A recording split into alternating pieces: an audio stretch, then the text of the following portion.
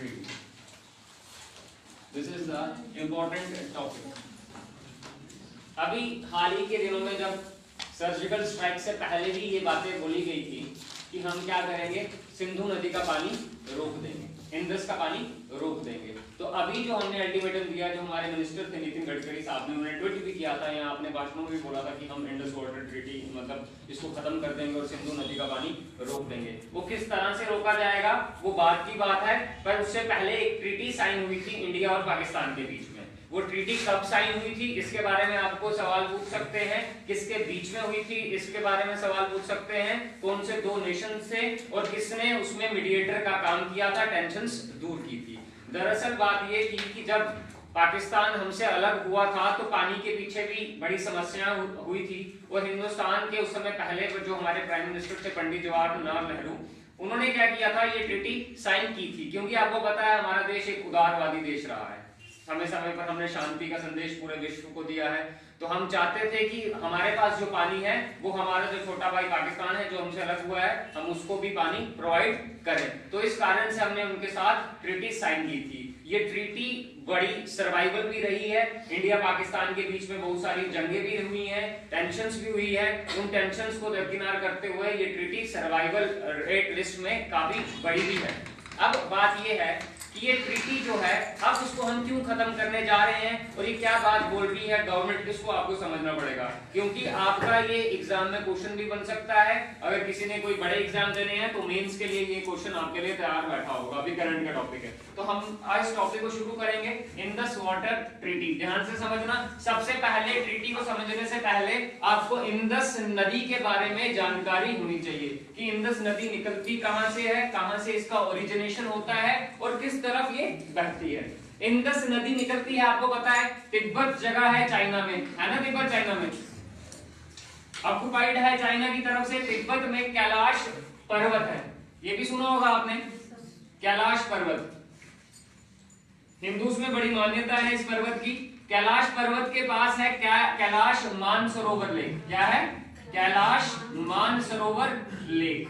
Kailash Mansarovar lake से निकलती है सिंधु नदी, जिसको हम बोलते हैं इंडस, और इसी सिंधु नदी के किनारे हमारी इंडस वैली सिविलाइजेशन भी बनी थी। अब यहां से देखो, सबसे पहले आपको याद रखना है चाइना से चलती है हमारी ये तिब्बत, चाइना से चलती है, कैलाश पर्वत के पास कैलाश मानसरोवर लेक है, यहां से ओरिजिनेट होती है क्या हमारी इंडस। पहला पॉइंट क्लियर हुआ, एग्जाम में पूछ सकते हैं, ठीक है, कंफ्यूज नहीं होना है। ब्रह्मपुत्रा का ओरिजिनेशन भी कैलाश पर्वत से होता है, ब्रह्मपुत्रा का ओरिजिनेशन भी कैलाश पर्वत के पास से होता है। जिसको नहीं पता है वो याद रखना, ब्रह्मपुत्रा का ओरिजिनेशन होता है, एक ग्लेशियर है जिसका नाम है Chemayungdung glacier. It's a very important, काफी बार एग्जाम में पूछा गया है ब्रह्मपुत्रा का ओरिजिनेशन कहां से होता है। हम यहां से उनका पानी रोक सकते हैं तो चाइना जो उनका मित्र देश है या उनका साथी देश है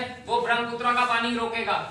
समझ में आ रही है? ये भी बात की जा रही है कि चाइना हमारा पानी भी रोक सकता है। हमारी बड़ी सारी ट्रीटी हुई है, हमने बांग्लादेश के साथ भी ट्रीटी साइन किया है कि हम गंगा का पानी उनको उतना देंगे, बट वो टेंशन का मोल नहीं है, वो हमारा दुश्मन देश नहीं है। बट जो बीइंग है एनिमी नेशन हमारा, जिसको टैग दिया गया है पाकिस्तान को, तो उसके पास जो पानी जा रहा है वो हमारे हिस्से से होते हुए जा रहा है, हमारे हिस्से का पानी जा रहा है। समझ में आ रहे? ये जो पानी है मैं बताऊंगा ट्रैवल कैसे करता है, आपको ये क्लियर होगा कि किस तरह से हिंदुस्तान पानी रोकेगा। अब कैलाश मानसरोवर से इंडस नदी निकल रही है, इंडस नदी नॉर्थ की तरफ बहती है, नॉर्थ मैप अपने दिमाग में बना लो, नॉर्थ की तरफ ऊपर जाती है और लद्दाख में एंटर करती है। कहां एंटर करती है? लद्दाख में। जब लद्दाख में एंटर करती है तो लद्दाख किसका पार्ट है? इंडिया का। लद्दाख को यहाँ पर ट्रांस हिमालयास बोलते हैं, ट्रांस हिमालयास। ट्रांस हिमालयास का कंसेप्ट मैंने आपको ज्योग्राफी में बताया होगा। ट्रांस हिमालयास के ऊपर वाला जो पार्ट है, जो ऊपर हिमालयास के जो ऊपर जो पहाड़ है उनको बोलते हैं ट्रांस हिमालयास। यहाँ पर जाती है इंडस नदी ट्रांस हिमालयास में, लद्दाख में, काराकोरम रेंज में। लद्दाख से ऊपर की तरफ बढ़ती है, नॉर्थ की तरफ बढ़ती है। तो जब लद्दाख ऊपर की तरफ बढ़ती है तो वहां पर जगह आती है पीओके। पीओके के शहर हैं, क्या नाम है उनके? गिलगित और बाल्टिस्तान। याद रखना, गिलगित बाल्टिस्तान से होते हुए अटॉक के पहाड़ों को क्रॉस करते हुए पाकिस्तान में बहती है। पीओके से पाकिस्तान, पाकिस्तान में बहती है और लगभग पूरा पाकिस्तान कवर करते हुए लास्ट जो पोर्ट सिटी है पाकिस्तान की कराची, कराची पोर्ट सिटी है पाकिस्तान की, और कराची पूरा पाकिस्तान करते हुए कवर करते हुए कराची तक बहती है और कराची से कहां पहुंच जाती है नीचे, कराची के पास कौन सा सी है यहां पर, अरेबियन सी में गिर जाती है। समझ में आया डायरेक्शन क्या है? कैलाश पर्वत से निकली, कैलाश मानसरोवर लेक से ओरिजिनेट होती है, वहां से लद्दाख इंडिया की तरफ बढ़ती है, लद्दाख में जिसको ट्रांस हिमालयस कहते हैं, वहां से ऊपर नॉर्थ की तरफ जाती है, पीओके कवर करती है, गिलगित बल्तिस्तान, यहाँ पर एटॉक के पहाड़ आते हैं, नाम याद रखना, एटॉक के पहाड़ आते हैं, वहां से पूरा पाकिस्तान करते हुए कराची को कवर करते हुए लास्ट में कहां गिरती है, अरेबियन सी में। ये आपको डायरेक्शंस याद रखनी पड़ेगी, इट्स अ वेरी इंपॉर्टेंट और एक करंट का इशू चल रहा है। और पाकिस्तान की ये सबसे बड़ी नदियों में से एक है, या मान लिया जाए कि पाकिस्तान की सबसे बड़ी नदी है। अगर इंदस नदी का पानी रोक लिया जाए तो पाकिस्तान को रेगिस्तान बनने से कोई नहीं रोक सकता। समझ में आई बात? अब आपको ये पता हो गया होगा कि हम पानी किस तरह से रोक सकते हैं, क्योंकि लद्दाख में एंटर हो रही है तो इंडिया का पार्ट है लद्दाख। पाकिस्तान को ये डाउट था, पाकिस्तान को शुरू में ये डाउट था कि इंडिया पानी का मुंह मोड़ सकता है, इंडिया पानी का मुंह मोड़ सकता है, या इंडिया इस नदी पर डैम बना सकता है। पहला पॉइंट क्या था, इनको डाउट क्या था, इंडिया इस नदी पे डैम बनाकर पानी को रोकेगा। दूसरा डाउट पाकिस्तान के मन में ये था कि इंडिया पानी को डाइवर्जन दे देगा। तीसरा उनके मन में ये था कि मिसअंडरस्टैंडिंग थी, क्योंकि पाकिस्तान आए दिन हम पर लगातार हमले करता है, तो उसको ये भी डर था कि हमने इतनी जंगें हिंदुस्तान के साथ लड़ी हैं तो कहीं हिंदुस्तान हमारा पानी ना रोक दें। और इस डर को दूर करने के लिए यूनाइटेड नेशन में पाकिस्तान ने हाजिरी लगाई थी और पंडित जवाहरलाल नेहरू ने उदारवादी दिखाते हुए क्या किया था, इंडस वाटर ट्रीटी साइन की थी कि पानी वो भी यूज करें। थोड़ी लड़खड़ाने लग पड़ी है और इंडियन गवर्नमेंट ने ये क्लियर कर चुकी है कि हम इंडस नदी का 3 नदी, इंडस में 6 नदियां आती हैं, मैं क्लियर करूंगा आपको 6 नदियां कौन कौन सी हैं, उनमें से 3 नदियों को हम रोक देंगे, उन पर हम डैम बनाएंगे। कितना क्लियर हुआ? डायरेक्शंस क्लियर हो गई, किस तरह से जा रही, किस तरह से नहीं जा रही है। सिंधु जो नदी है, इंडस नदी है, दुनिया की 21वीं नंबर की सबसे लॉन्गेस्ट नदी है, ठीक है, ये भी याद रखना है आपको। पाकिस्तान की सबसे बड़ी नदी है इंडस, ठीक है, और पाकिस्तान की सबसे बड़ी नदी है इंडस। और एक चीज और याद रखनी है, एशिया की जो सबसे बड़ी नदी है, जो एशिया की सबसे बड़ी नदी है उसका नाम है ज़ैंगजी। ज़ैंगजी उसका नाम है नदी का, ज़ैंगजी, और ये किसके पास है, चाइना के पास है। याद रखना, एशिया की सबसे बड़ी नदी किसके पास है, चाइना के पास है, ज़ैंगजी। इंडस भी एशिया की नदी है, ये दुनिया की 21वीं नंबर की सबसे लंबी नदी है और पाकिस्तान की सबसे बड़ी नदियों में से एक नदी है। और ये पूरा का पूरा पाकिस्तान इस नदी पर डिपेंड करता है, उसका एग्रीकल्चर इस नदी पर डिपेंड करता है, उसका पीने का पानी इस नदी पर डिपेंड करता है, जो भी उसकी रोज जरूरतों का सामान है वो सारा इस नदी पर डिपेंड करता है। अब पाकिस्तान को डाउट था, वो डाउट मैंने आपको क्लियर किया कि क्या क्या उसके मन में विचार थे कि हिंदुस्तान पानी रोक देगा, ऐसा कर देगा, वैसा कर देगा। अब हमने उनके साथ जंग बहुत ज्यादा की है और हम जीतते भी हैं। अब आपको जंग भी पता होगी हमने कब तक उससे वॉर की है। उस वॉर इवन की 1999 करगिल वॉर के बाद भी इंडस वाटर ट्रीटी सरवाइव की थी। उसके बाद मुंबई अटैक्स हुए, उसके बाद छोटे मोटे अटैक हिंदुस्तान में होते रहते हैं, फिर भी ये नदी ट्रीटी सरवाइव करी थी। अब जब हद हो गई, जब पानी सर के ऊपर गया, जब पुलवामा में टेरर अटैक हुआ जिसकी जिम्मेवारी जैश मोहम्मद ने ली, उसके बाद इंडियन गवर्नमेंट में हलचल थी, कुछ करने का उनमें जुनून सवार था, तो उन्होंने पाकिस्तान को दो टूक कह दिया कि हम इंडस वाटर ट्रीटी सस्पेंड कर देंगे, पानी रोक देंगे। अब ये ट्रीटी थी क्या, किन किन नदियों से इंडस हमारा बेसिन बनता है वो याद रखना है। जो इंडस नदी का जो बेसिन बनता है उसमें हमारी नदियां आती हैं, याद रखना, मैं आपको क्रम में बता रहा हूं, क्रोनोलॉजिकल ऑर्डर में। Chenab, Jhelum, Ravi, Beas, Sutlej. It's very important. ये इनकी ट्रिब्यूटरीज भी हैं, ठीक है। जब हम J&K का पार्ट में आपको पढ़ाऊंगा एक क्लास में, तो हम इसकी भी ट्रिब्यूटरीज पढ़ेंगे। ट्रिब्यूटरीज क्या होती हैं और डिस्ट्रीब्यूटरीज क्या होती हैं। ट्रिब्यूटरीज होती हैं सहायक नदियां जो मेन नदी के आसपास बहती हैं और लास्ट में मेन नदी में मिल जाती हैं। डिस्ट्रीब्यूटरी क्या होती है, जो मेन नदी से अलग हो जाती हैं। तो अभी जो ये हमारी नदियां हैं चेनाब, झेलम, रावी, व्यास, सतलुज, हाउ मेनी, कितनी हो गई, 1 2 3 4 5, 5 नदियों का बेसिन है। और ऊपर कौन सी नदी है, इंदस। तो आपको एग्जाम में क्वेश्चन आएगा कि इंदस बेसिन कितनी नदियों से बनकर बनता है, तो आप 6 लिखोगे, 1 2 3 4 5 एंड 6। तो ये याद रखना, इंदस रिवर बेसिन कितनी नदियों को मिलाकर बनता है, 6 नदियों को मिलाकर बनता है, 6 रिवर्स। और वो 6 रिवर्स है, इंदस, चेनाब, झेलम, रावी, व्यास और सतलुज। समझ में आया? ये बनता है इंदस बेसिन सिस्टम।